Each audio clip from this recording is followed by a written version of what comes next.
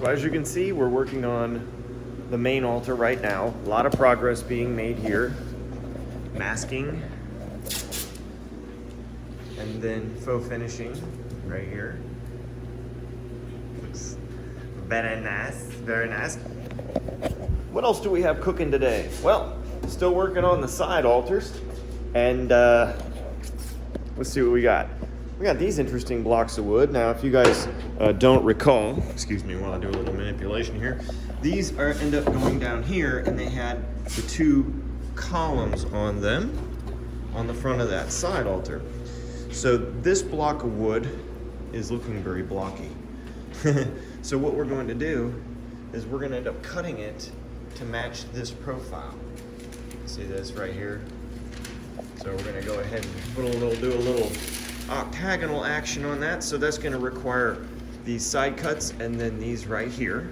So that's what we're doing, because what we want to do is we want to visually shrink that by cutting those 45s on it, right? Because what we want to do is we're going to convert it to a single column on the front. So it was the dual columns. It's not really going with our motif, because as we can see on the main altar here, we've got single columns, right? And on the reredos right here, which I don't think you guys have even seen this one yet. This is a niche reredos. I could stand up inside of this thing. That's gonna be a 5-foot tall statue of St. John the Baptist. But anyway, I digress. You see that we've got that motif going there. So that's what we're doing. Once again, converting the side altars to look more and more like the main altar and the other furniture. And of course, I'm gonna have to do it outside. It's about 33 degrees because we're painting in here. We really do need a bigger shop.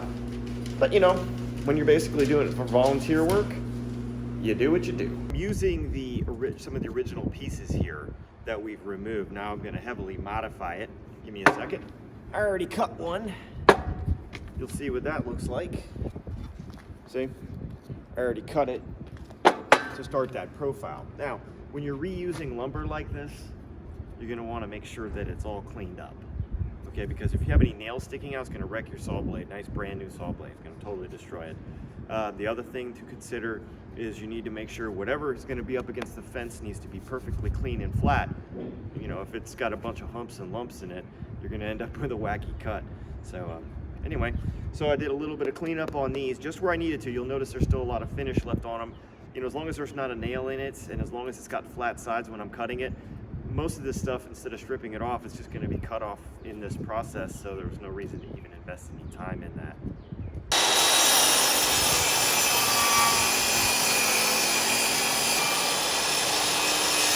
All done, right there. All right, so next thing I need to do is I'm cutting a 45 here, right there. So this is going to have a 45 cut in it, there, and there, because that's going to narrow the top.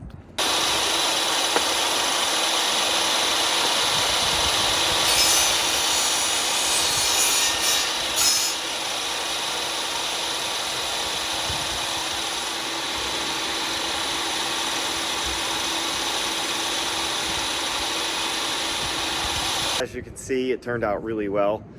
These need to be just kind of straightened out with a little vibrator sander, like you'll see, a little palm sander.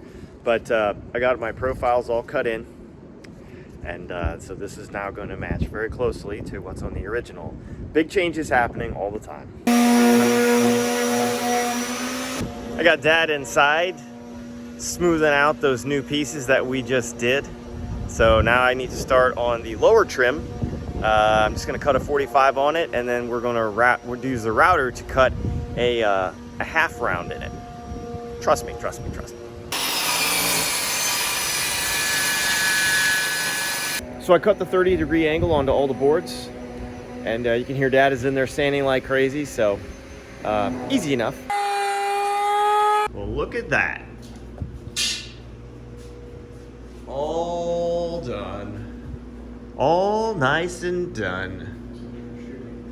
Look at that. We're ready to shoot it with clear. And then it's going to get, here, gold. It's gonna get 23.5 karat gold right here. And then right down here where it's been left white. So it's gonna have gold, gold, gold, gold, gold, gold, gold, gold. And it's going to look spectacular.